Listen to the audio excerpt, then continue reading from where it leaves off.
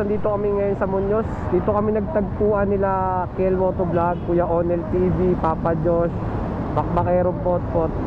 Yan, girap na kami panabotas. So ang punta pala namin sa Sublimited Sportswear Apparel. Kuya Onel, ikaw na mauna.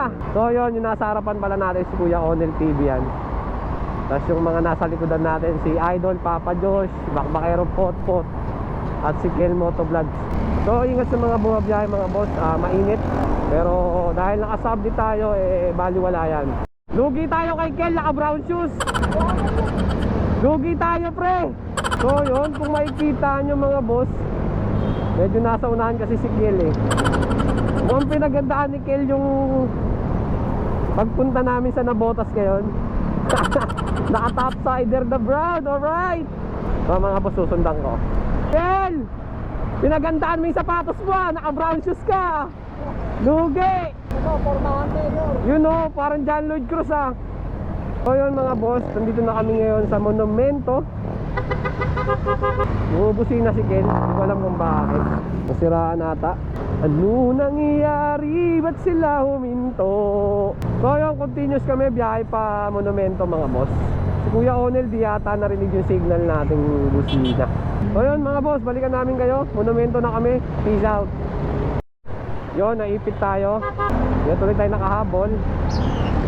Kanya-kanya kasing babaan dito ng jeep. Kaya pag di ka madiskarte dito, sabit ka. Kaya huwag tayo basta sumingit. Dahil mga jeep dito, bigla-biglang lumilik ka. Pag gusto magbaba lang yan mga boss. Kaya ingat kayo pagdating dito sa Monumento. Bale, ito si Papa Josh Kaya si Papa Josh yan. Papa Josh is here. Lala mo rider pero naka ARPA 11. Harrier. Mga boss, dito na kami sa Malabon. Medyo malapit na tayo sa Nabotas. Kasi halos magkadugtong na to Yan ang kita nyo naman mga boss Yan yung mga Lala Move rider na makakasama natin ngayon sa Sublimited Sportswear Apparel. Mga malulupit yan. Pot! Pag babae yan, linaw ng mata mo Hindi mo nakikita yung babae, kita-kita mo. Kaya nga kitang-kita niya yung babae Talaga si Potpot Ang lupit. So yun, si Kuya Onel nasa likuran na natin. Hala ko nawala. So dito sa part na to medyo may kaluwagan na mga boss. Pero ingat-ingat pa din kasi napakadaming tao dito. Bigla-biglang mga tumatawid. Yun, si Cap. Ay hindi pala to si Cap. Si Timac pala to. Timac, hello. Kamusta ka na po? Mamaya na po. Si Timac pala yung kala ko si Capbodge. Kamukha kasi ng motor ni Capbodge. So tara, dito tayo maghihintay. Antayin natin yung mga tropa. So yun, tambay muna kami habang inaantay namin sila Capbodge TV. Para sabay-sabay na kami pupunta ng Sublimited.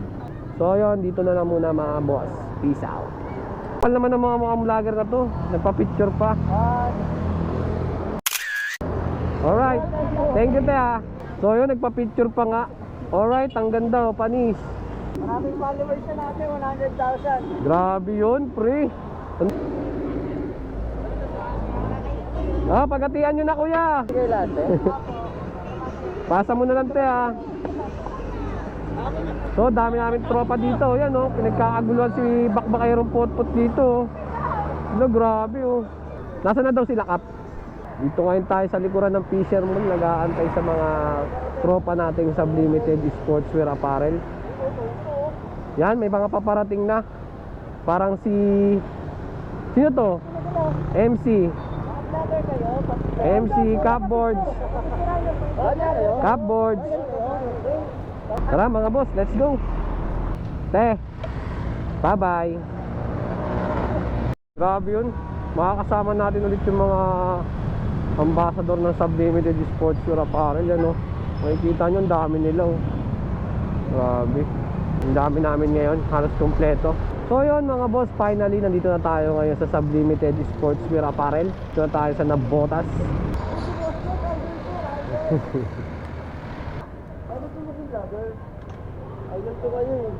So yun mga boss, nandito na tayo sa Sublimited Sportswear Apparel. Yan, kung makikita nyo, dito siya located sa Nabotas. So yan, halos kompleto na rin kami.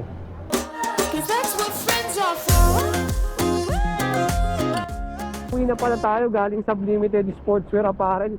Medyo nagka-problema kaya medyo na-late tayo ng uwi. Pero okay naman, all goods naman mga boss. Nagawa naman ng paraan, yun lang, medyo napahaba yung oras natin doon. Pero okay na okay, sulit naman yung paghihintay natin. Minsan lang naman din mangyari yun, minsan lang naman din kami malate ng uwi. Saka ano naman, reasonable naman kung bakit nangyari yun. Kaya walang problema. So yun, inaalalayan natin si Potpot kasi medyo may kalabuhan na rin ang kanyang paningin gaya ko. So kaya, ayan, inaalalayan natin siya ng ilaw habang hindi pa siya nakaka-U-turn dito. Kasi pamunyo siya eh. Pero pag naka-U-turn na siya, eh, tayo sisibat. So yun, sa mga babiyahe pala, ngayong gabi na tropa nating Move It or kahit anong platform, mag-iingat tayo mga boss.